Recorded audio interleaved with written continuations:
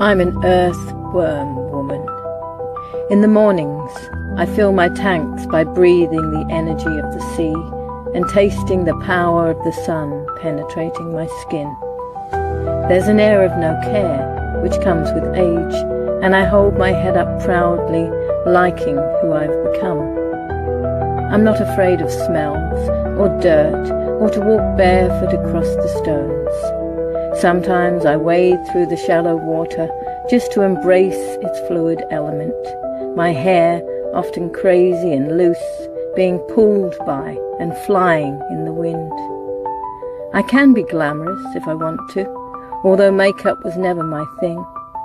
And I've learnt that life is for living, not fearing, and so I absorb it like a sponge.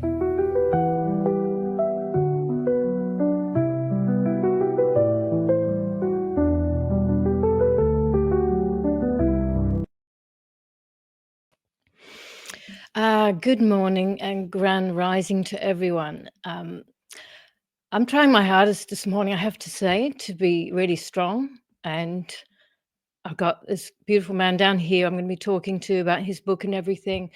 But yesterday I found out some really tragic news about a friend's 18-year-old who jumped off a building, and it's just absolutely so devastating to hear. I haven't been able to stop thinking about it, and that's that I'm not going to be able to get rid of for a long time, I'm sure.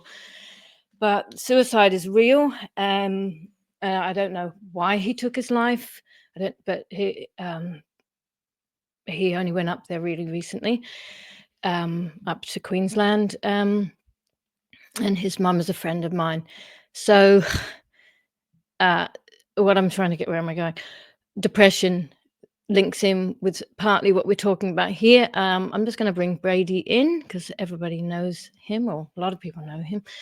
And yeah, I found this news out yesterday, and I just like, he's 18, an 18-year-old thinking that's it. I can't deal with this anymore. It's very devastating, and a lot of young people I know deal with depressive thoughts. Young people, old people, middle people, whatever. I met a woman on the beach this morning, a psychologist, and she said, I was talking to her about it a bit, and her first thing was medication. Like, does that work? God knows. Anyway, Brady, you've written a book called The Art of Shhhh, and I remember you talking about this a while back, and I thought, I've got to get that book, and now I've just read it, and it's very, you just, as you read it, you're going, oh my God, that's totally connect with that. People can't deny that they have these inner voices and these inner critics and these self-sabotaging things. I mean, maybe some people don't. I don't know. Tell me a bit about, you have to read the book to know about a little bit about your background. Tell me how you were. Don't tell me, tell everyone how you were for many years.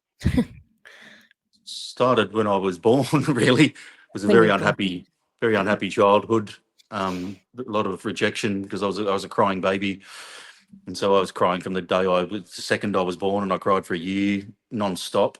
Just cried and cried and cried and cried and cried. And my mum had a toddler, and then my sisters had Down syndrome, so she had a Down syndrome toddler, and then another toddler, and then me that just would not stop crying. Wow. And she ended up sort of chucking me into the cot a few times, and she was just fed up like it would be. And it's a long story. It's in my other book. The bigger life story is in the Smiley Face Fatigues book. But turns out that my lower sacrum was out. When you're born, your back should pop in, and my lower sacrum was out. So that's why she'd pick me up, and I'd arch my back, and she'd put me down, and I'd cling to her leg. So I was in pain.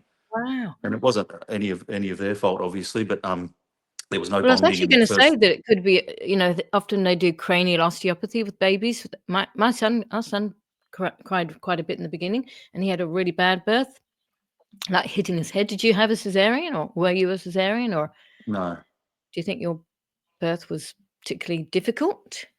don't think so. No, You just remember popping out easily. no, I don't actually. Wow, so crying. So in a way, you were kind of purging something very early on. Maybe, I don't know, but it certainly didn't set me up for a very close family, or just Yeah, very early in the piece. I just wasn't wanted, and no one could help me, and I was bad, and everything was wrong. right. So that I just carried that theme right through sort of 35 years. I was kicked out of. I was a very naughty child and got kicked out of school when I was 14, and very angry and very unhappy, and didn't really sort of have many relationships throughout my life, and then it just culminated in a quite a long and vicious sort of 7 or 8 year depression, to which I got to the end of and just realised. It was almost like one day I turned around and I just faced. It's like you're getting chased around in your own head by all of these thoughts and all of this potential and all of these Mm, your internal boogeymans, and I just turned around and I just surrendered one day. It's like turning around and facing the bear in the woods. Um, and as soon as I did that, it sort of it throws the game out, and then I started various sort of spiritual courses, mm. and a couple of other different circles that I sat in, that made me start Just realizing that I wasn't my thoughts. My depression wasn't my thoughts; it was coming from my old pain. And so I started shushing my yeah. different thoughts and dissecting Just and to having a look. just for 1 minute. No. Sorry, I can't help sharing jokes around that, but, you're a stand-up comedian, so you're okay with bad jokes as well as good. Okay, Oh, you're that was a long time ago. I'm just saying, what is it what was it that was that link where you suddenly decided to turn? What do you think happened? What happened in your brain or yourself? I was always 100% personal responsibility taker. I never took any drugs for it. I never blamed anyone. I never Mm, blamed my childhood. I achieved quite a lot in that place, and so I was always taking 100% personal responsibility. And I think yeah, the more you do that, the more conditioned you are to keep looking in the mirror. But it was probably just more out of just sheer exhaustion. I got to was the just end, being got to a chased point. around by so long, Yeah. and I was so exhausted of being my own enemy that I just surrendered. Not in a surrender and let it take over. Surrendering, I'm like, Yeah. okay, let's Yep. just face this and see what it is, and then it Maybe darts into even the shadows. A lot of the time, even the thoughts that I was having at that time, you'd turn around and there'd be nothing there. It was almost like there'd be sort of boo thoughts and shadows and hidey sort of stuff going on in our own minds that aren't really mm, connected to anything. That depression wasn't. It was mm, quite foundationless in so many yep. ways. There was nothing to it at all. Um, Maybe you actually stopped as well. Uh, and the reason I'm kinda linked you up with, the conversation I had the other day with Ege, because, she has cancer, and she said she tried everything, tried everything, and she had a very bizarre, a hard childhood. She was rejected, and she was bullied and everything, and she didn't know why. She's like a beautiful 6-foot woman. Um, and she said, it wasn't until she kinda stopped and really looked inside that things started to work for her and change.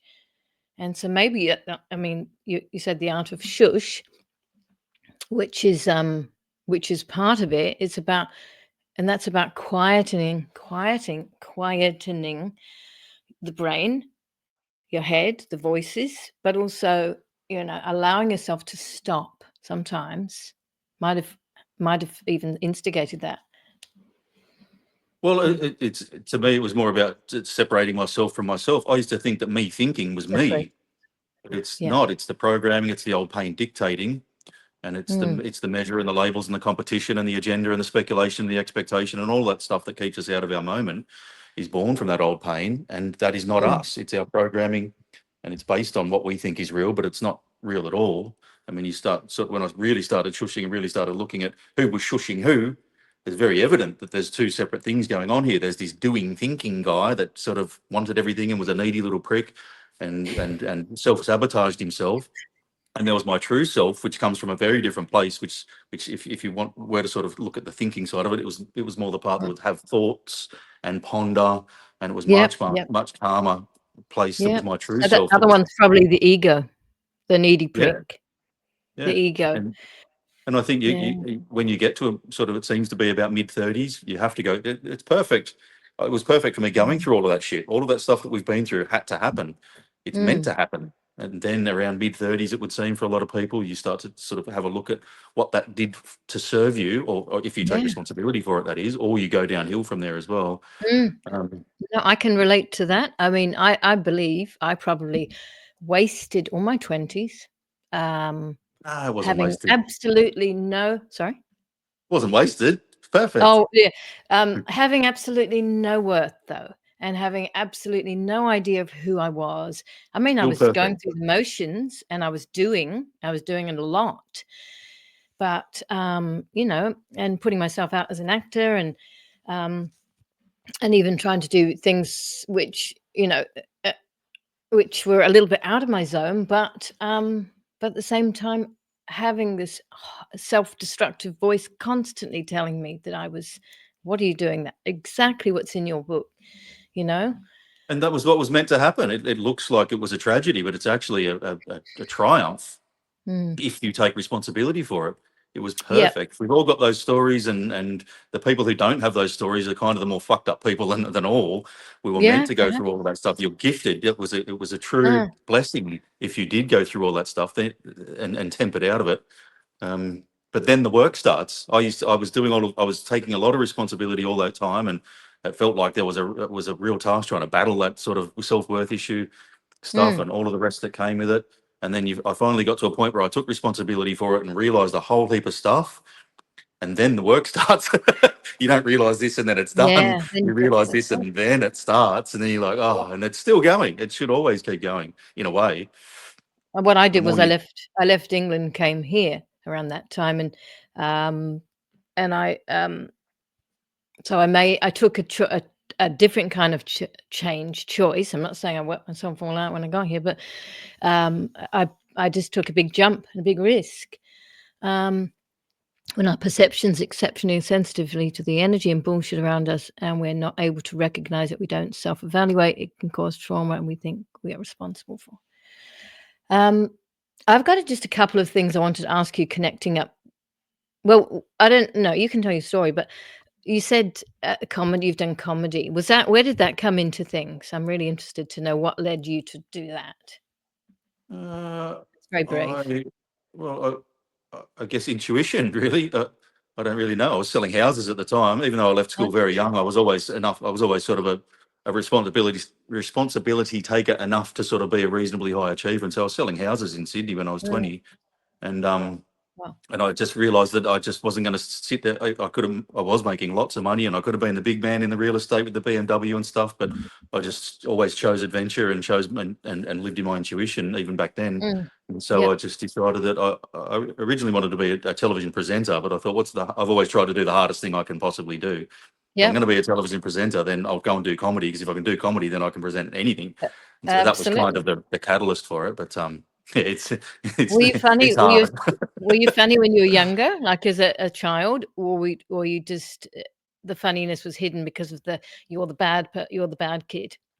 No, I was You're always the the class clown. I was you're always the sort clown. of funny, but it's a very different thing. Making your Yeah, friends laugh in class or over a beer is a very different thing to stand-up comedy. or having a beer in Yeah. class. Yep, yeah.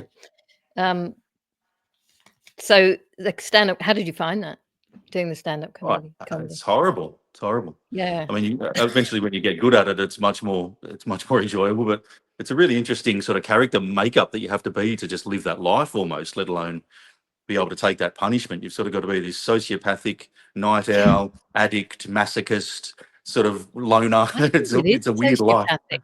I agree, because it can destroy. It could absolutely destroy if you were there with your jokes and not a single peep from the audience. What do you do? You Oh, just that wanna happened many times. And that's where the sociopathic side sort of kicks in. You almost have to almost unhealthily want to just this crowd to love you and for you to control them. That's yeah. almost the fuel that you have to fuel on, really, because it's so horrible, and you want to run for it from it. So you almost need to flip that back on itself and make them want to love you so much that you keep Mm, lining up for just this punishment all the time. This is why so many comedians are so crazy. And then it's 9 o'clock at night, and you've just got mm, this mega adrenaline spike. like 220 BPM, like fighter pilot levels of heart rate. Yeah. And then you might do really well, and so then you're out all night, and then you're drinking, and then you go home and smoke weed, or you crash because you died, and then you go home and smoke weed, and then you feel like shit, and it's just a really Mm. interesting roller coaster of life. Well, I kind of get that from doing plays. You Yeah, have a real buzz afterwards. yeah. Um, even from waitressing many years ago. Um, so what have I written down here? I'm trying to read my comments. What did you tell me? I'm interested to know.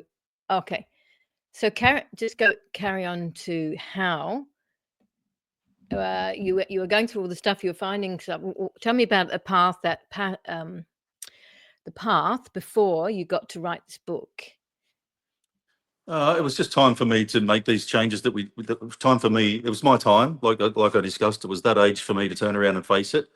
Mm, And so then the teachers came, and then I'd always read the Power of Now and Conversations with God since I was a little kid. I remember Mum and Dad giving me Conversations with God, and so I'd always sort of been open to it. But it was then that was really time to start living that rather than just knowing it. So a few I don't know that. spiritual sort of stuff Yeah. came to me, and then some teachers and different things, and then when I learned how to not think, that took the labels off things. So instead of labeling everything from my old pain, then which gave it a foothold, and then a meaning, and then some competition, and then a gender in that competition, and then a big sense of myself, which we're not. So a big sense of identity that doesn't serve us, and then you've got this speculation, and then expectation, and this constant hamster wheel and It's quite self-annihilation. It scientific, I just have to goes say. around. Yeah, It's quite scientific. You've really got a lot of parts that you're talking about there. yeah. That's interesting. You're not schizophrenic, Um, it's really interesting that you can separate all these sort of parts to me. Well, when I took the labels off, then the old pain didn't have a foothold, and so I really Mm, started crying a lot. I yeah. cried and cried and cried and cried every night for about 3 years. I would just cry. And I wasn't crying because of the story. I wasn't crying for what dad did and this happened and all the rejection. I was just crying to get that stored energy out of my body, the old pain out of my body. It was a very physical process, almost Mm. felt like an exorcism of just projecting out this old pain that Purge, was stored in my like a body. purge. Yeah. And then once the old pain, it was the old pain that was dictating the thoughts. So it was chicken and egg kind of thing. Once I took the labels away from the power of the label away from the old pain, then it didn't have a foothold. Then the old pain could come out. And then I was in Mm, my intuition. And then you're living in this place that's sort of having thoughts and pondering and floating around. And mm, it goes much, much deeper than that. But then you're out of the doing, thinking part of your mm. head, I think, which is causing all this damage. It's the biggest problem in the world today, is what we're talking about here. yes. Yeah. Yeah. I think we can I mean, that can happen at various times in your life, maybe the purging, the however people do it. You know, I'll just quickly say, I remember it was leading into 2000. I just got here from England, and I was in Sydney, and everyone thought the whole world was gonna end. Remember? 1999 and Yeah. 2000 or something was gonna happen. And I was on a beach with people I didn't really know and my brother, somewhere in New South Wales, and I remember just moving away just before, the midnight, and I just looked out at the sea, and this, overwhelming this crying just came out of me. I could not stop it. It was just like I felt I was purging something. Mm. Um, I don't know. I'm just sharing that there. So And, how long did your it's a huge, it's a massive thing to choose, because when we're young, we're taught, don't touch the hot stove because that equals pain, but try and mm, solve that maths problem. When we get older, we need to do exactly the opposite thing. We spend mm, so much time trying to figure out why that man did that to us, or yeah. what happened in our life, and try to solve this. But just don't go near the pain. Don't go anywhere near halt. Just sitting in the pain of it. Drink, take drugs, run away, go for money, end up in wrong relationships. Just anything. Just don't sit on the lounge and feel like shit and actually process that old pain. But we'll try and solve it. We go over it and over it and over and over it, and it keeps us awake at night, and we let it dictate to us. We just have to I sit with wonder that old why. pain, and then it will process. It's not actually that hard. Well, Yeah. it's a very I wonder unnatural why they thing. don't want us to process Well, the it hurts. pain. Hurts a Yeah, lot. but is it connected a little bit to like I told you, spoke to a psychologist this morning on the beach, And I was talking to her about suicide and blah, blah, blah, and someone else, and she said, "Oh, have they considered medication?" And it's like you said, let's just we've got to put a Mm. stop on it, because we got to. Why is that person depressed? Why has that person got these destructive voices, self-sabotage? Um, I mean, I wonder how many people do it. I wonder. Resentment is terrible. Why are you saying that? That's true. Um, Resentment. What's that connected to? Everyone loves what you're doing. Would love to be helping him from Central Coast, but have no idea how to get in contact with like-minded people. Say, oh, I don't know who she's talking to, me or you. Anyway, and someone said before that you are a great commentator. Anyway, when you do your lives, you have this obviously this natural. It just rolls with you. Um, how do you feel about yourself? That's jumping, and then we'll go back. How do you feel about yourself now? Do you feel comfortable in you Oh, so as you you? just dropped out right in the middle. You're talking about when Oh, I'm doing the videos. It was vital. just right, Um, right on the one word. Sorry. no, sorry. I said somebody said before that you're an amazing commentator. Yeah, Your lives just roll, yeah, I and got I'm that. saying I'll come back to where you were the crying, but how do you feel about Brady Gunn now? How do you feel in yourself? Well, great, because when you lose so much of your identity and you're not the identity that you've created, and you're living in your intuition, then I'm not running the show anymore. I just live in my intuition. A lot of Mm, people say, "Good on you for starting a stand in the park." I say, "I mm. didn't really start a stand in the park. I was stood in that park." And then Right. for me to have stood there for 3 months before anybody came, it wasn't like I was sort of making that decision either. I was just standing there waiting for another feeling to come to either Mm. go or stay or do whatever. I was stood in the park and I kept standing there until another feeling came. So But it was when your the intuition. reason that my videos resonate so much, and yeah, there's jokes in there, and yeah, it's saying what everybody's feeling, but it's actually people's truth resonating with my truth. I'm in Mm. my truth. I'm coming from my intuition. I never planned to do a video in my life. I never planned to stand in a park. And when I do those videos, I just open my mouth and let the words that want to come out. It's almost like an art, really. Like I just let what Yeah. has to come out. I don't plan on saying anything. I don't mean to say anything. I have no agenda. It's cost me so much money doing this, so it's not a money thing. Mm. And so it's just it's my truth. The truth is coming out of me, and people are resonating with my truth. Yeah. They as much as with what I'm saying, they're listening to where I'm Yours. coming from, not the words that I'm saying, because of that Yeah. reason. So I'm not in control of And my they show. connect with it. Yeah. Yeah. That's right. Hold on to pain issues. That's what hurts. Yeah. Others. That's what hurts us and others. Absolutely holding on. So tell me a bit more about, okay. Uh, Depression. I don't know how to talk about depression. Depression's a major thing. Why, I wonder, are so many young people depressed? Well, Um, there's actually no such thing as depression when you think about it. There's only the resistance of the depression. We're all in pain. We've all got old pain. We've all got stored pain in our bodies. And if we sat in that old pain and just let the feeling out of that old pain rather than giving it a label of depression, and mm, went into the old pain and let it process, that's what it is. Depression is the reflection. It's not actually the problem. It's just stored right. pain coming out. There's But it no can such thing actually, as depression. There's only resistance of the depression. If we took the label of ah, depression off it, there was a certain time. If you don't call, I was really lonely my whole life, and there was a certain time, and it's in the book.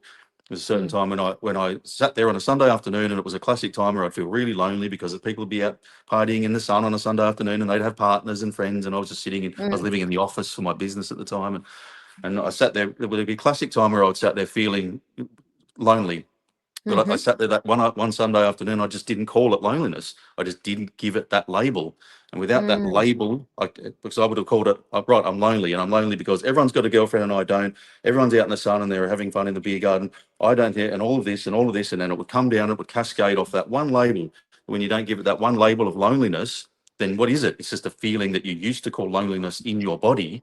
And so if you just yeah, sit in that feeling of what you used to call loneliness without the label of it, it doesn't have a foothold, it doesn't have any meaning, it doesn't have a story below it, and then it can process. It's the labels that are the problem. yeah. So what is it? I mean, so that's I remember being like that in walking the streets in London, just amongst so many people, and just well, I would have called it lonely, but alone maybe, but also I felt invisible.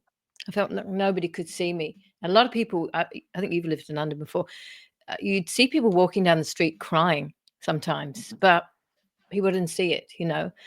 Mm. So they were actually probably doing the right thing, like you said. They're getting through.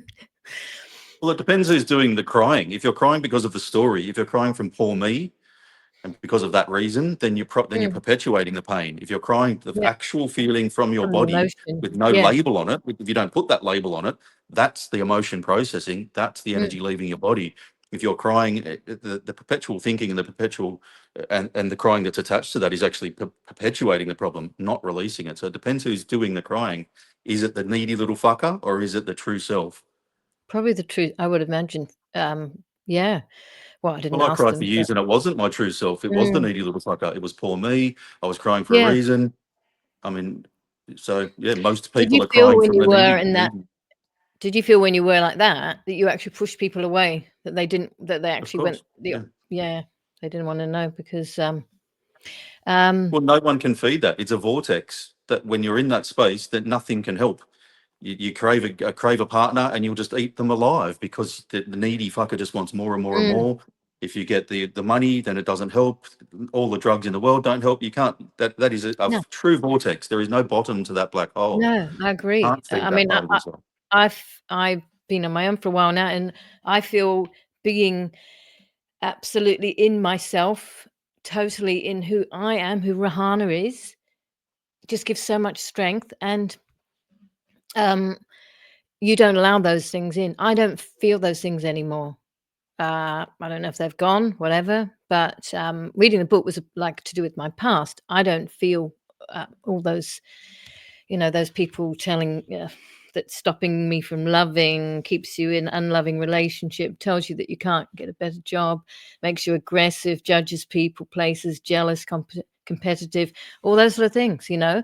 I'm not saying I'm a perfect individual, or anything like that, but I feel I've been through some sort of process. Um, and I haven't cried. I haven't cried in years. I was almost crying a minute ago because that poor darling boy. But um, tell me how. So from the crying after that, and you went through all the stuff. How did you get to the idea of this book and the idea of shh? It just came to me, and the book wrote itself. I never meant to Mm. write a book. I had the idea to write down what was going on for me. It was in 2011 that I wrote it, and I had an Oh, idea to really? write down what 2011. Mm, yeah, and I had an okay. idea to write down what I was doing, and within about a minute, I didn't even want to drive to Port Macquarie with my mum. I thought I'll go and write it at Mum's house where I've got peace and I'm out of my bubble. And I booked a flight. I didn't even want to drive there. I booked a flight within about a minute of thinking about writing this book. It was Australia Day 2012, so very early 2012, and I wrote it all by hand. I just went up there and sat there and wrote it all by hand. So I Mm, didn't mean to. My intuition wrote that book as well. I've wow. written 4 books. I never meant to write any books. I never meant Yeah. to do anything. Well, I think it's a way of offloading, isn't it? It's getting it out. I mean, I write poems now, and I never used to write poetry at all. I never thought I could do anything, but I love it. I write one line, and then I'm going to go back to that, and they just form. They just do exactly what you're talking about. They just come to you, um, Yeah, and then and if we are living in our intuition, then what is our intuition? I believe in a yeah, one energy up there, and the intuition is the cable for the little kid up there playing we yeah, being experienced in this game. So mm, my intuition yep, is the cable between the little kid with the Xbox controller. mm, And so when you're in your intuition, you are just God's art, or you're the universe's art. So you're just letting whatever it wants to come out. mm, It's the one. You're just the brush, not the actual artist. But life is art. We're all God's art in all our pain and all our misery and all our joy and all of our hope, craziness and all of our earth. We are being yep, experienced. We're all brain yeah, cells in God's head, or we're tentacles of God's octopus. And I'm not religious, no, but there's this one energy. There's something way bigger going on here. And if we yeah, do look at who was shushing who. So there was something that was being shushed that was almost like there's two separate guys going on here, my true mm, self and the needy fucker. And so who mm, is that true self? Our intuition is the cabled for us to be experienced in a finite world. As an infinite being, we're being experienced in a finite world through duality, hot and cold, and yes and no, and good and bad, and pain and life and death, because that's what the infinite can't experience itself as, because it's infinite. So we come down here into this computer game to be played. It's all about, it's the best thing you can do is get yourself out of your own way to get the best experience by your intuition, by being experienced in the game. I mean, that table's not there. I mean, it's scientifically proven that what's behind me isn't there. And then I look at it, the What table's not table? there. We're living in an illusion. So Yeah, when you this, yeah, well, that's an interesting way of seeing it all. Absolutely, and it is that's a very philosophical way, but it is real. That's true. Well, it's also a Maybe very scientific way. I mean, mm, science and spirituality and philosophy you could it almost is. change the title on some of those books and not change the content. Quantum physics proves everything that I just said. It's not Yep. even up for debate. But what does that mean for us spiritually? It comes with great responsibility if you really want to take yourself on in this moment. If we've manifested this moment for ourselves in this crazy world, then where's our responsibility in that? If we Mm. chose it, then the game starts. And I'm imagining you're not thinking, is that a cat or a dog? It's a No, doggy it's a barking. sister. um, oh yes, sorry, sister. You're not a cat. Mine are sleeping now. What was I going to say? I know. Oh, imagining that within where you are and where people are, there's still going to be days of shit like anger. Anger is an energy, as Public Image said. Um, we're allowed to be expressive in how we feel about stuff, and it doesn't always go the right way, and all of that. Do you feel those are things? Anger is something we have to always get rid of, or are No, we allowed to no. be? Yeah. That's not what it says in the book. It says feel your No. feelings. Go right Yeah. into them. The aim is not to shush anything to into a corner here. The aim is to shush it up onto the big screen at the drive-through Yep. and get right in there. I think the second part of the answer to that is that once you have sort of got rid of enough of your thinking, moved enough of the old pain in your standing, enough in your intuition, then a lot of this presents now as energy, world energy, anger is an energy. A lot of the stuff that we're feeling in the moment, like that anger at the guy in the traffic, for instance, can be energies Mm. that are attached to us. And this is what my fourth book's about, which is about to come out, it's called The Art of Moving Energy. So it's about how to identify ourselves as energy and then how to be almost the bouncer on our own, or the doorman on our own nightclub, as to how not to let other people's energy in, not to let world energy in, how to kick some Yeah. energy that's attached to us out, and how to, quite practical techniques about how to actually sort of physically, and this is the stuff that I was doing at the time that I didn't even know I was doing as well, Mm. about a practical exercise about how to move energy, how to let energy, good energy, and how to move energy out. So a lot, when you have moved the old pain, then a lot of that anger isn't us, whether it's attached to us or not. It actually Mm. isn't old. It actually isn't old pain. It's an energy that's attached to us through Mm. whoever, another From person, or and that from was the our one past, do you ultimately. think? Not From our necessarily. Not no right. no. Yep. And it's a But very different thing when you're going into the old pain, as per the art of Shush, and when you're and versus moving energy, like in the new book. It's a very different process. Old pain is sort of embodied in us, and once you do that exorcism almost, yeah. then your intuition. But energy sort of are almost external to us. They're attached and they're almost attacking us, and they come from other people. They come from the world. They embody other people, which is what Mm. we've seen in the last 5 years. And so it's Yep. actually it's quite subtle if you didn't know what you were doing, but they're very different when you do. Mm. Wow, it's really interesting. Is there anyone I've only read this book, so you've got 3 other books I didn't even realize there, and obviously you wanna keep selling these books because I think, The Wanker and the Traffic has probably had a shit of morning. Um, yeah, I know, but the thing is that's his to deal with, isn't it, as well? Um, Well, is how it? can If people we take it on, if we get the shits and we take on his anger, then that's attached to us. Yeah, yeah, that's true, which I do. I'm Yeah, guilty of I that do one. sometimes too. Sometimes it's quite fun. Just yell at someone in the traffic and like, oh, that was actually quite fun. I love yelling. I've been taking my son out for driving. He's got a car, but he's learning manual, so I'm going with him, and he's a good driver. But oh my god, people are so rude still to a Yeah. learner. They cut them up. They try to do all kinds of things, and we're like beeping, and I'm like, the whole way. Yeah, Feel sorry for these kids these days. They yeah. cop it, man. Well, I mean, we got more. I think we have more lunatics on the road, to be honest, especially in Well, Melbourne. and that the energy, this negative energies that we're talking about here, has really is really ramping up. It's an all-out attack from these negative energies that are embodied through people in the world that we've all seen. This sort of rabid, frothy, sort of psycho people with the blue hair, or that were sort of the vaxxers, and it's sort of this energy is embodied in different people, and it's a and this is the good versus evil battle, is what's going on Yeah. here now. So there is a lot more anger in the world. There's a lot more frustration. There's a lot more depression because of this Mm, energy that's come in. But yeah. there's also a lot more good energy as well.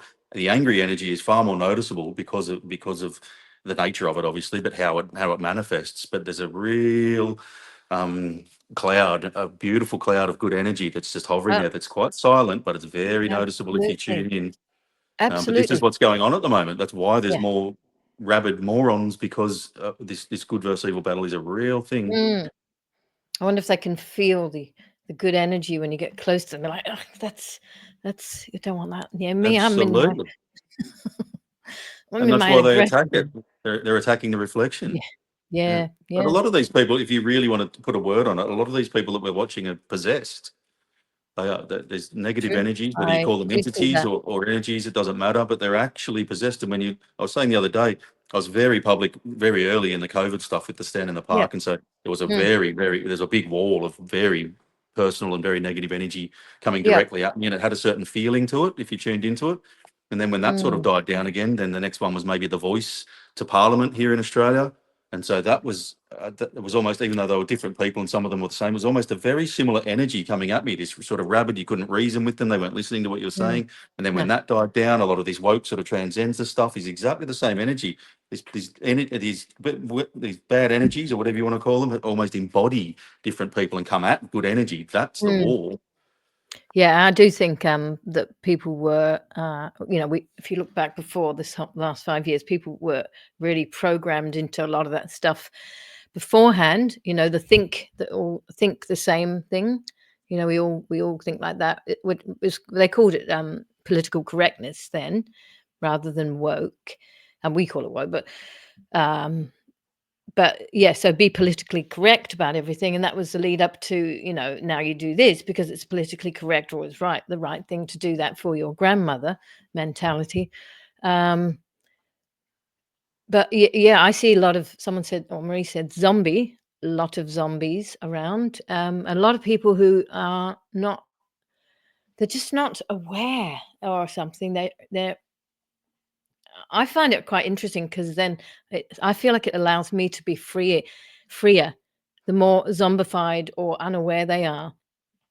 Like, I mean, I obviously, talking obviously, sometimes on the beach, I just do things, and like I'm singing or I'm this and that, and I think, well, they're not even aware. A lot of people they just walk in their own zone, and maybe they've got those things in their ears, but yeah, I do think we've moved, 100% feel we've moved into these two auras, one maybe more positive than the other, and it's up to us to either try and just be protect ourselves from the shit side. I don't know. I don't know Yeah. what's And that's why it's sort of a danger in these freedom circles for a lot of people still saying, if we just wake everybody up, if everybody just wake up, yeah, we'll be all yeah. right. It's not. Numbers are the game, but it's not it's a numbers game, but numbers aren't the game. This is going to be a Mm-mm. split society. If you're putting your focus on that, then you're pushing shit up a hill. You're going to get left Yeah, behind, because it's just not going to happen. because they're And that's awake in their own fine. world. They are awake to what they believe, and we're awake in a different way to what's going on and what's in us and what's uh, Well, our and spiritual feel. they might manifest their reality that way and create a Yeah, totally different world in that direction. It's up to that's us to right. manifest their own reality in our moment by moment, Mm. um, I to absolutely go in that agree. direction. We don't need We them. can't Yeah, you can't change anyone, and sometimes it's just easier just to be quiet and, let them whatever. Does anyone have any, disconnected from themselves? Yeah, that is what it is.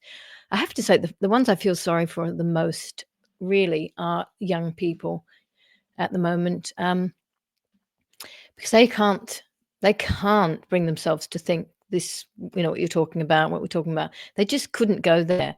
Not all, of course, not all young people. I'm talking about maybe in their 20s. They know we had this. Some of them know we had this ridiculous time when we were locked out of here and there, and we had to do this. But they don't know the bigger picture, and that's scary. Well, they're not meant to either. I didn't give a fuck about anything when I was 20. The government and whatever. Like maybe I would have. There's a few activists out there that did, but they're just going through their own stuff like we did. It's just their version of. We went through our version of it. The people, our generations went through war and stuff that we didn't. This is just their version of Yeah, their we've always. childhood. They're not meant to know. Just they'll fix this. These kids will be fine. I have the utmost faith in them. They're very, very, very different people. They know shit that we don't even know. That's But true. I agree with that. they'll be fine. They'll save this, but they're not meant to yet. They need to get to 35, and then they'll realise it. And it's going to be that's going to be a really pivotal moment in humanity when these kids do reach that age. Because imagine knowing everything that we know about the world and what's going on now that we've discovered. Imagine them just realising that in a split second, like a kid who just found out they're adopted. They're Yeah. just going to wake up like a real Truman Show moment for them in a whole Oh, heap deeper sort of computer and game about than 12 we years sort or of something. did. And they're going Yeah. to be the real force to be reckoned with. But they're also going to need a lot of help, and I think that's where we're missing these kids, is that there's way too much negativity aimed at them. We're not helping them. Everyone that's bitching about these kids, are they down at the youth program helping out and volunteering? Are they sort of adopting the kid and trying to I don't know, write a book, do anything to help these kids? No one's helping them, but we're all blaming them, and we created it. And they need a lot of help, and it's tragedy. Like the young bloke sort of jumping off a building is an absolute tragedy. Surely we should stop as a society and say, hold on, we've got a real problem here. Like, we live in paradise. This is a world full of abundance and opportunity and love and amazingness. And people are taking a tablet to be happy, and to the point where these kids are doing that. Oh, well, that's it. And There's so many we young will. people. We will. Yeah, so many young people are taking medication, ADHD, all of those things are so in fact, that psychologist I met on the beach, she said she only became a psychologist in the last 2 years, and about 5 years ago, she realized she had ADHD, and so she thought, "Oh, I'm gonna go into that." But, it is a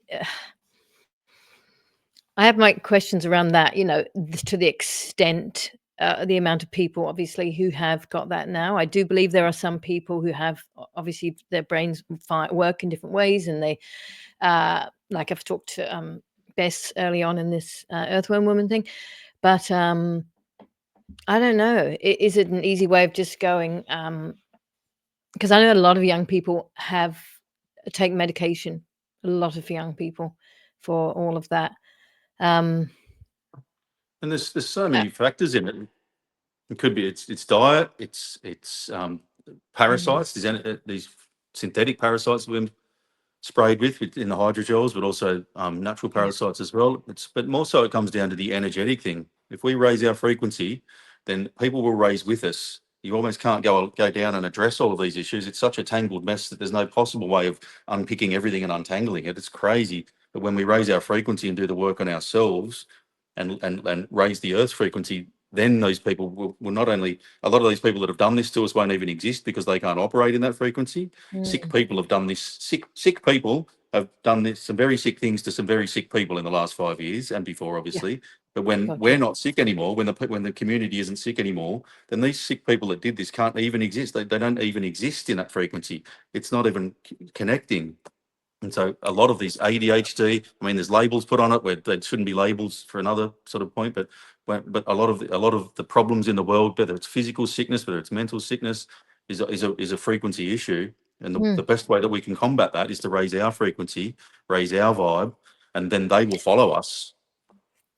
I just The want answer to all of the problems of the world are here.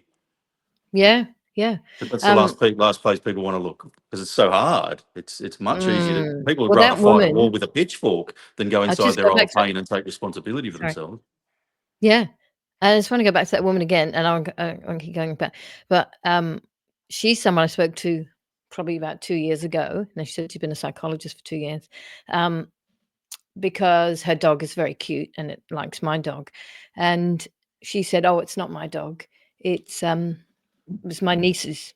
and my niece dropped dead at 26, and we think it was the vaxxers, but she's never talked more about that.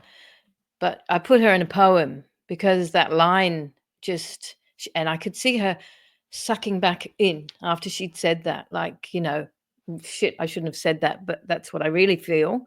But shouldn't say those words. And I've never talked to her more, and I will one day, because her and her dog, Gus, are in my poem.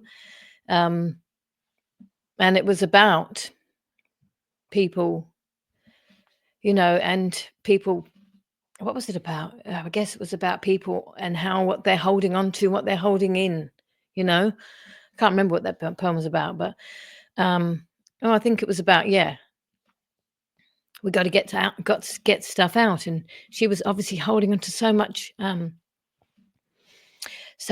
pain that her niece, at 26, just dropped dead.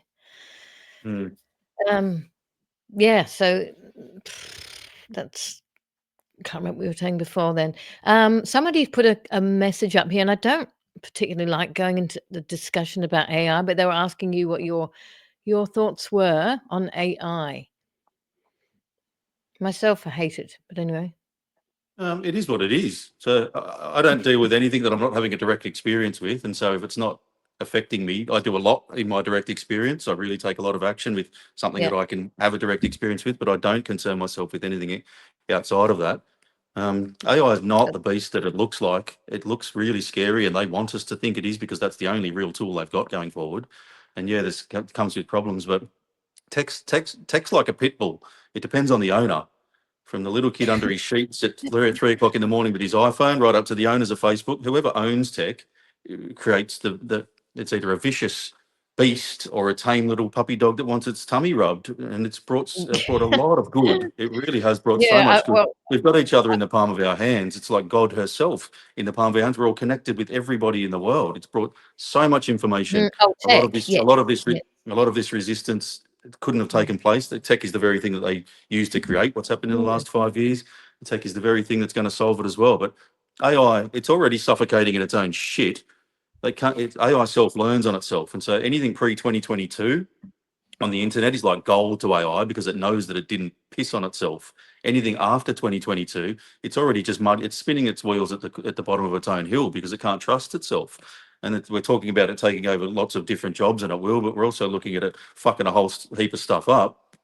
A legal profession is going to be dead in the water, but it's creating precedent. You've got to have precedents in law. So you've got to say, this judge ruled on this and it's precedent. AI is making it up. They're making up judges. They're making up cases. They're making up dates. They're just spitting shit out.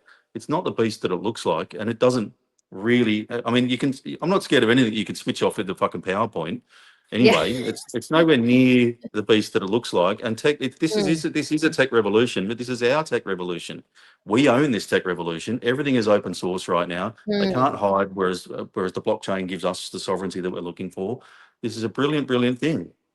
Well, it's really interesting that you said it can actually destroy itself, or whatever whatever the words were you used there.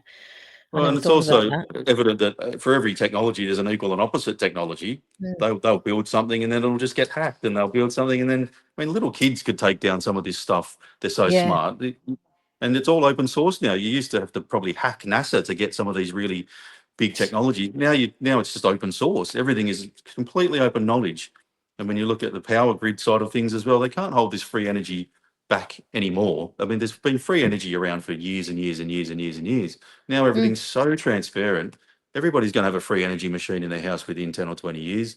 They won't be able to have the rains that they've had through power and through like oil, through technology, through the education system, through the medical system. Everything's coming apart, and AI is the only thing that looks scary in it, really, to be honest at all, except for what the government's doing to us. But that's nowhere near as bad as it looks either.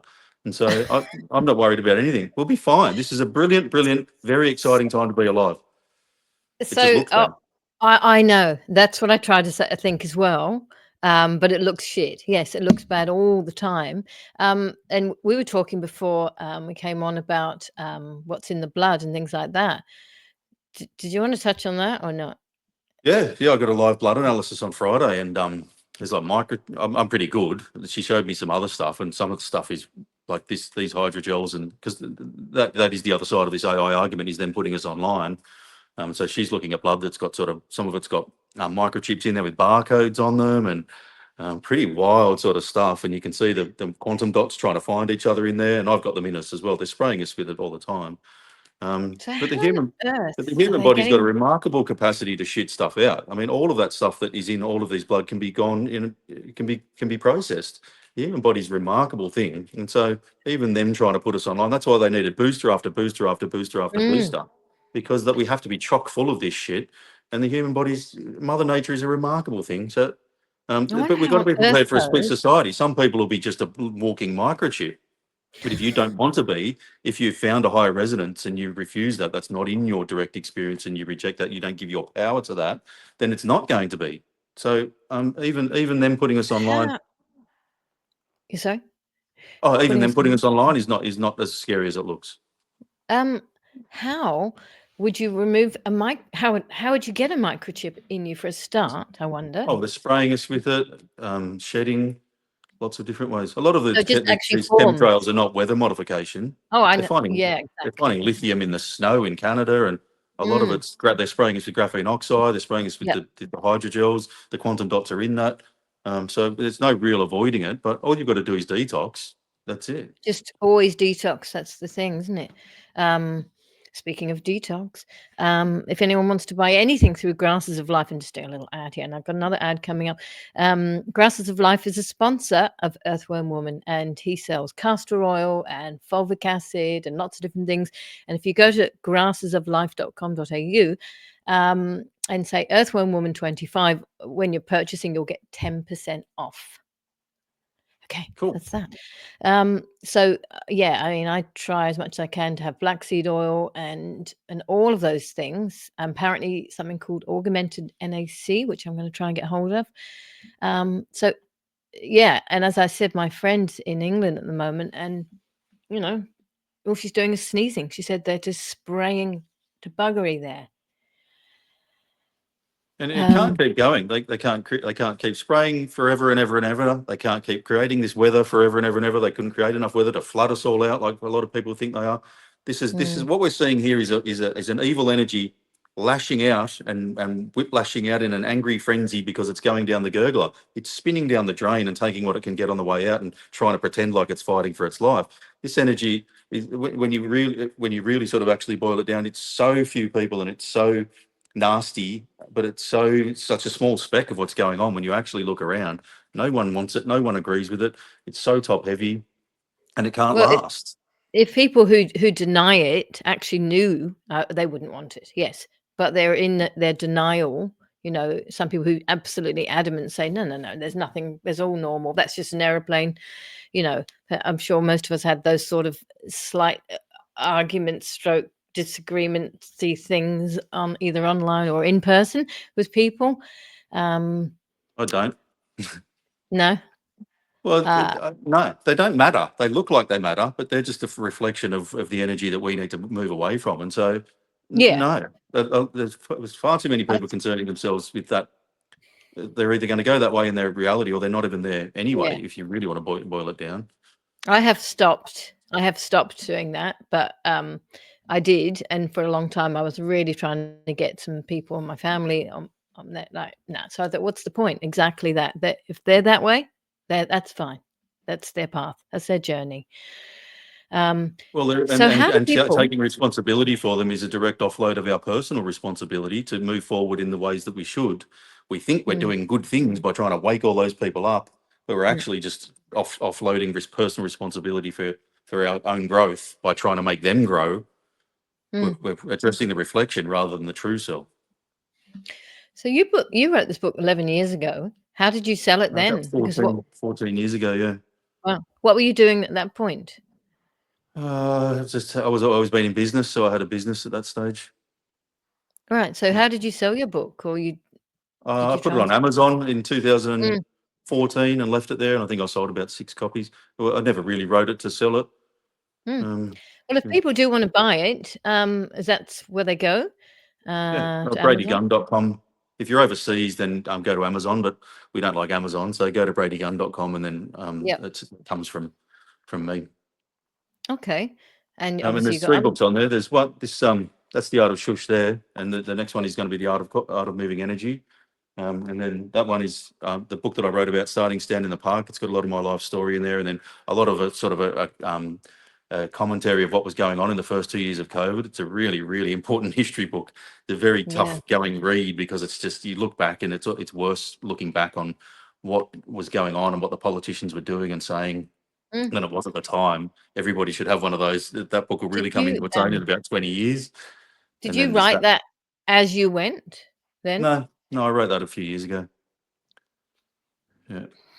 And then And what that was one's, I was traveling around the world. It's called The Art of Backpacking. I was traveling around the world for years and I was a comedian at the time. So it's sort of a comedy adventure bio book. It's really funny. It's just all the quirky stuff of backpacking. I ended up in Afghanistan and Pakistan and all over the place. And so that's a good book too. It's funny. Mm. They're all Well, on Brady Gunn. I'm going to get other people's books on here as well. So even if you wanted to, I can promote them through here as well. If you Yeah, wanted different times, I go through um, different. Well, I've only started Earthworm Woman about 6 months ago, but yeah, I want to incorporate all kinds of health. Obviously, that's mental health. The backpacking book is that I'm thinking. I'm assuming it's not a like a here's a castle in Castlemaine or something. It's more about your head during backpacking? it was just all the observational quirks and the silly Mm. situations, the adventures that I ended up in. So it's sort of like going backpacking with a comedian, really, I Yeah. guess. It's pretty funny. It's this funny book. Mm. I blogged the whole journey, which is big for me because I'm such a tech moron. Yeah. And there was no phones or anything back then. I was just sort of sitting in ancient internet cafes typing out my blogs of what had happened to me. And it was very lucky that I Oh, did because that's the crux of that book. But yeah. um, it's just a funny book. Writing things down is so important. I mean, I do that on my phone on the beach, like on docs, whatever. I think getting it out is really like even if you can be one way in your head, feeling one way, and then you've written something, got it out of you, and you're just like, it's gone. Yeah. Whatever. It's moved on. Oh, Wasada, there's my sister. Oh, it's the first time I had family member on here. They're doing whatever they can. Oh, she's talking about the skies. So she's my sister on board. Oh, We're cool. very close. We've always been very close, and we, both on the same path this way. And her beautiful wife. Um, anyway, so any questions from the audience? Anybody got anything they have always wanted to ask Brady? But um, thank you for being you, Brady. And that's right. You are what you see. No, what we see. I think you don't. Yeah, you don't put out any. You seem very calm. If you say from someone who was a nervous or who was, everything's fearful. Do you feel when you do lives? Is it just a natural thing now for you? Yeah, but I'm much calmer now. It was Mm, very obvious that a lot of energies had attached to me for being so public over the last 5 years. I didn't quite realise what had happened. But I've always just done a lot of work on myself. I've always taken 100% personal responsibility, and I've just chipped away and chipped away at my health and my emotional health and my spiritual mm. health. And so, if you do the work, then you eventually get there. It's a war of attrition a lot of the time, and it's a really long war. But you do the work, you get the results, and it's really kicking I in now. remember. I stopped drinking coffee, and that was a massive thing for me. I gave coffee no credit for Yeah. anything, and Yeah. it really had its fingers. It had fingers I didn't even know I had in pies I never even knew existed. It was I'm a totally different person. It was only I two love. months ago. I'm I looking only at have one myself on coffee. camera. Yeah. But I was also, there was times, that's 5 years is a long time to be on camera. That was a big chunk of anyone's life, but a very roller Yep. coastery time for humanity. And so the guy that did the videos in the first part was sort of different to the guy after he got arrested and all that stuff happened. And then I was on the Well, I farm by remember seeing myself. And you then, actually standing on a kind of a podium thing talking. Was that at the stand in the parks, or I think it was actually in oh the no, city? I was organising all the big protests in Sydney as well. Yeah. Yeah. And so I was emceeing all of those, and then it was the sixth one that I'd organised. It was in the middle of a lockdown, so I withdrew the permit, but it went ahead anyway. That was the one where apparently the guy punched the horse in Sydney, Oh, and that was the one that I punched got the horse. arrested for. It went ahead anyway, and the cops knew I sort of organised it. And so less than a week later, I was in jail, and I got kicked out of Sydney. I had 24 hours to leave Sydney, and Oh my just got God. dragged through the press, dragged through the Did they mud. And accuse you of punching the horse, or they just because you no, started the whole they thing? knew I organised that protest, but I wasn't meant to, and so they wanted my phone, and they wanted a big scalp to parade around, and then they dropped all. They couldn't prove anything. And then they dropped all the charges afterwards, but it cost me probably 20 grand, and I got kicked. I wasn't allowed within 200 kilometres of Sydney, and had to leave they escorted me out of Sydney. They were 24 Wow. hours from the time of leaving jail to leave Sydney. They were waiting at the top of my driveway. I had to leave my whole house there full of stuff and get the fuck Oh out of my Dodge. It God. was crazy. How long But were you in jail it for? was hectic. Only a couple of days. Yeah. But they were flying drones over my house. They were listening to my phone calls. They were following me around, Mm. and it was pretty Um, full on. Love to shows the magic shows, the illusions, delusions we accept are programmed. We're programmed with. Yeah. Wow. I didn't actually. Well, I didn't know that, but there's been so many things going on, and so many people being shhhed in that way. Told to shut Yeah. up. Yeah, and that's what it was. I was a political prisoner. That was Yep. out and out. Shut up. Yeah, But but we needed I'd do it all people. again. Yeah, exactly. Me too. I mean, if I was to do it now, I'd be in a different way, because at that point I was very much trying to keep out there, go to protests, but also stay home for our kids, because I didn't want to be like two weirdo parents, always, part of this thing. But now I would definitely be more. Yeah, I'll probably get arrested for saying that, so I won't say the last word of the sentence. We're all going to get arrested, aren't we? Well, and a lot of people will. What we saw happen will never happen again. That was a one-off. It caught us completely blindsided us. We had no idea that we could be sold out at that level by our own government, and that Yeah, evil on the planet could exist. I mean, it was so shocking and so quick, that it really caught a lot of people off guard. Next yeah. time, it'll be a very, very, Oh, very different thing. absolutely, They are losing absolutely. this battle so badly. They are so Mm, badly losing this that it's embarrassing that they're continuing on with it. The environmental stuff, the financial stuff, the governance stuff, the tech yeah, stuff, the free speech stuff, the trans stuff, like it's all just completely blown out of the water. it's ridiculous, and that's really inspiring to hear that. And I think that's the belief that we have to continue to have, because that's the almost like, you can't touch me, even though they're touching you by sticking this crap in us. But we have to be that way. We reimburse for your fine. No, No, of course not. no, there was God. all the fines, and then it was 20 grand in legal fees, and then the Mm, upheaval of my life probably cost me. yep. But I still fully fund to stand in the park. No one's bought a t-shirt in ages, and so the freedom stuff's cost me sort of many, many, Well, many tens of thousands of dollars. wow. Wow. Does anyone want to buy books, t-shirts? Yeah, so you're not in Sydney anymore anyway. Well, I live in Byron Bay now. was that partly to get you? Did you feel like, I don't want to be around this city? Oh, Or I was leaving Sydney anyway when I Mm, was arrested. I was actually in the process of leaving Sydney, and so right. that really helped. I was actually leaving, and then I Mm, tried around Port Macquarie. I got bailed to my mum's house, and so I tried living around there, but it's a bit too old down there, yep. bit too family, quite a retirement village, and so Byron Bay is a nice mix for me. I don't want to live in a city, and I think this will live and die in the cities. I think if you can get out of the city, you should. Mm, I Um, I know. but I've always got one foot out, I have to say, yeah. And I only rent, and like, so I'm not on a lease if I needed to.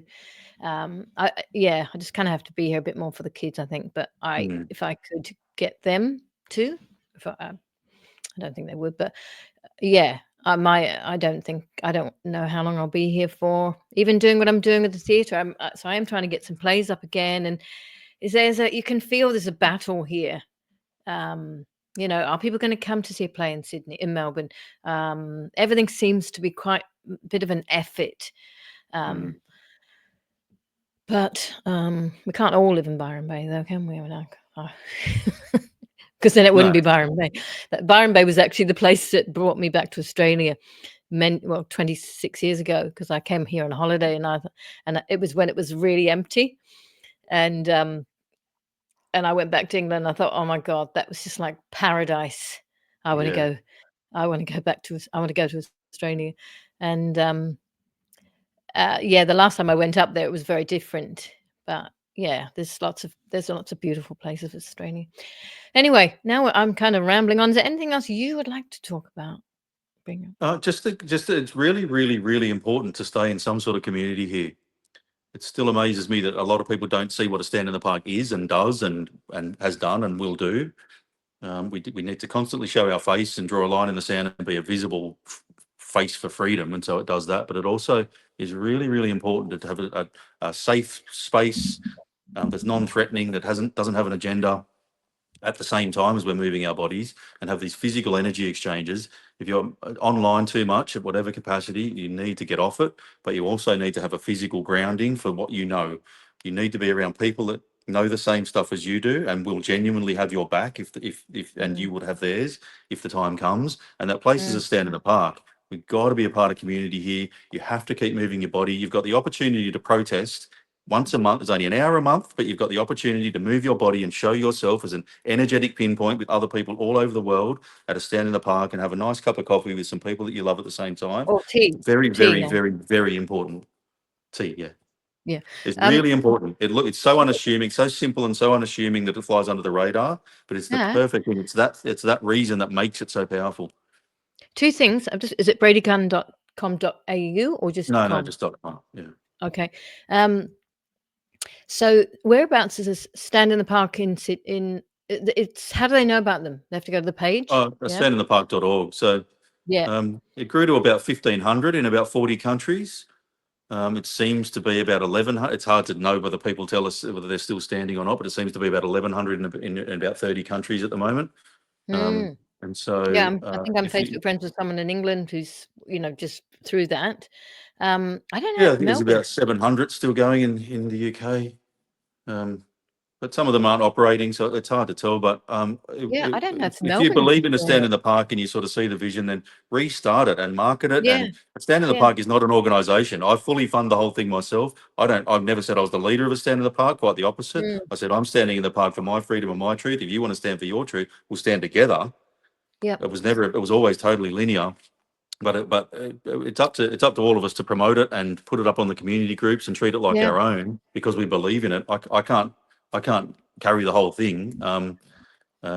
It's not that design thing. I just want to ask, does anybody know, is there one going in Melbourne? Because Yeah, I've there's a never few. hear about it. Right. Yeah, but Okay. I'm Well, that, still heavily censored. The censorship on me now is as bad as mm, it's been in the last 5 years for just saying my silly videos and making yeah. jokes and taking the piss and trying to inspire everybody. How And so dare you? it's for two reasons. One, because Yep. they know that I'm on top of them and I'm actually raising the vibe. But two, because Yep. Stand in the Park works. The last thing Yeah. they want is parks full of yellow people all over the world standing for truth and freedom together and connecting. They really, Yeah. really hate it. That's why they've always censored it. And if you look at what's happened, like they've really censored it very heavily, very heavily. I But it's because it I do works. see it. It does come up, but someone said they can't get onto your page. Um, but so stand in the park, go to I can that check on that. Facebook anywhere, and find your local one. I'll go to them for sure. But to be honest, I've never heard of them in Melbourne. They must have been here originally.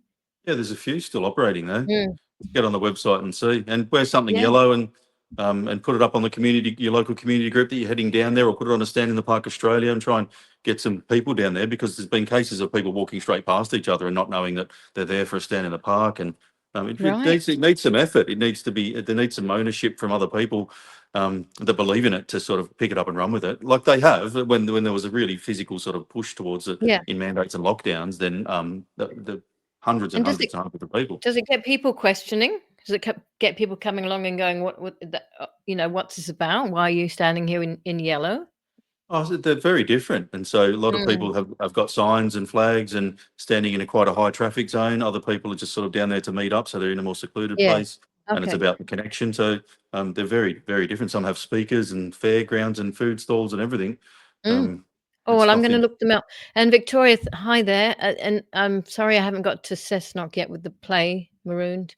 I don't know if you heard the beginning of this. I found out a friend's 18-year-old took his life, and the play needs to get as far as it can. My idea was actually to make it into a film, and that way it could get everywhere. But I'm looking to get some funding through farmers. Sorry, I'm just talking to her because she wanted to bring the play up to Cessnock, which is near Port Macquarie, I think. Anyway, so there are 2 stand-up parks in Adelaide. Thank you so much for coming on. If anybody wants to see any of his books, buy any of his books, go to bradygunn.com, go to Stand in the Park and have a look at, they've started using yellow for raising money for cancer. Yeah, they've heard you. Well, you have to put the words on it then. And probably if you're standing, you're probably doing something different because maybe people are mostly sitting. Anyway, common sense. Well, it comes from here. That's the moral of the story. Get into yourself. Read The Art of Shhh to stop all the negatives. Stop the self-sabotaging and the inner critic. Thanks so much for coming Thanks. on. Appreciate it. Look forward to meeting you one day. Yeah. Thanks for having me on. What's that? Oh, thanks for having me on. Appreciate it. Oh, no, of course. I would love to come up to get some sun soon. We don't have. I'm going to do a little ad here, so I'm just going to say goodbye, and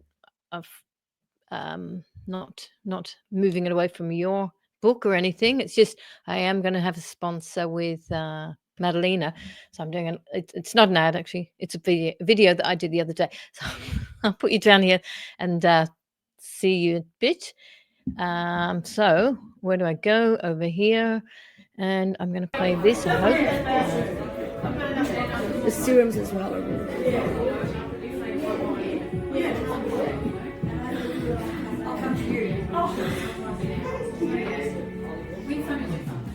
So with these,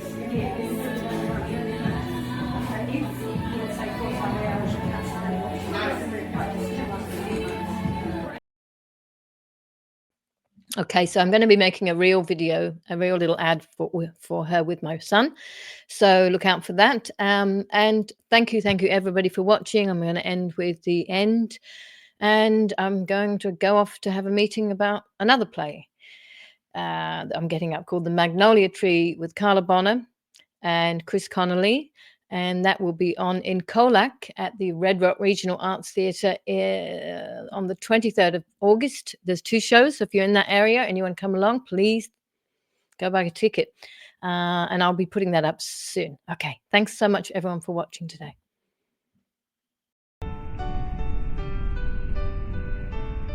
But wait. Can you hear our children crying? They're calling from all over this land. They're glaring at today's page.